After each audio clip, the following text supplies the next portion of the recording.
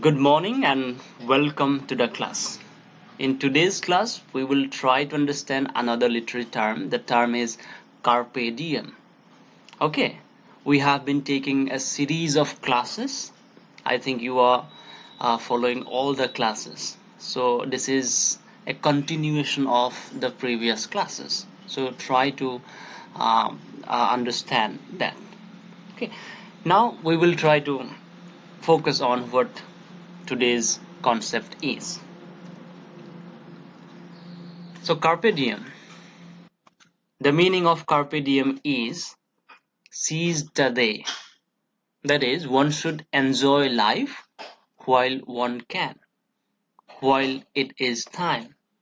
It is also used to urge someone to make use of the present time and give little thought to the future. That is, carpe diem is such kind of phrase which means that you should enjoy the life fullest when it is time. Okay, the future is not seen by anybody. This is why please don't think much about the future. This is the main motto of carpe diem. Okay, it is a Latin term, Latin phrase from one of the odes of Horace. This is an important information that you have to or you should remember. Okay, this common literary motif is used especially in lyric poetry. This also you have to remember well. It is not used in the fiction, in the drama, in the non-fiction. It is generally used in lyric poetry. The speaker in a Carpe Diem poem emphasizes that life is short and time is fleeting. So he or she urges the audience to make the most of the present pleasures. As I have already told you, that the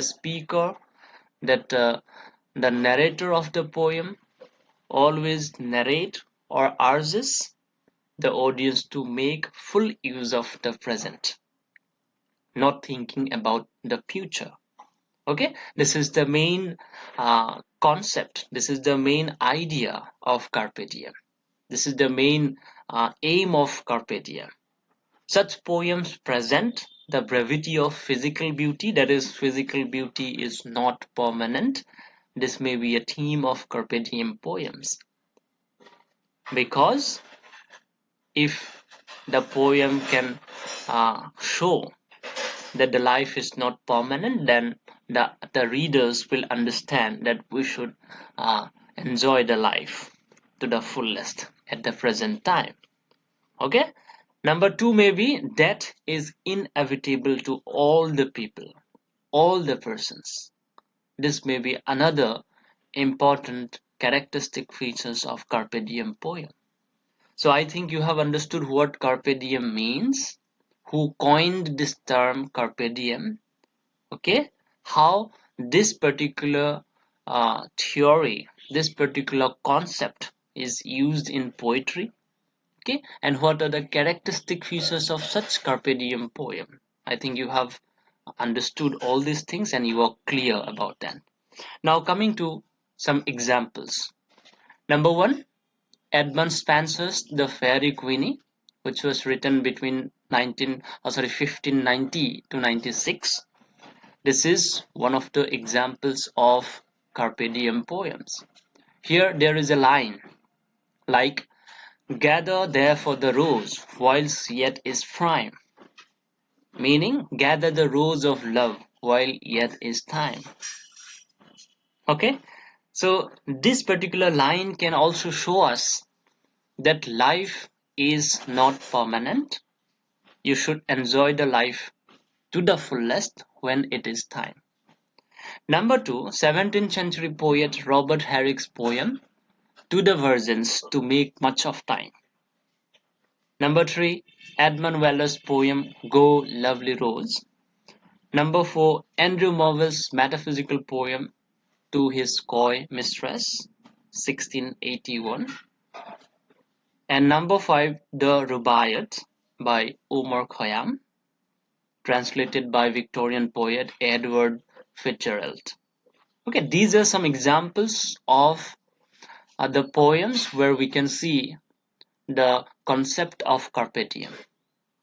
Okay, so this is your task to find it out how this carpe diem works in these poems. Andrew Marvell's To His Coy Mistress is a metaphysical poem as well. Metaphysical means beyond the physical imagination, beyond the physical world. Okay, that is the conceits, that is the metaphors that are used in such kind of poems are uh, not from the physical world. It is beyond the physical world. Such kind of poems are known as metaphysical poems. John Donne, Andrew Marvell, and many others were writing metaphysical poems during 17th century. Okay, so To His Coy Mistress is one of them. I think you understood what we discussed today. Okay, for today we just end the class here, hoping that we will meet again with another important literary term in the next class. Okay, thank you so much.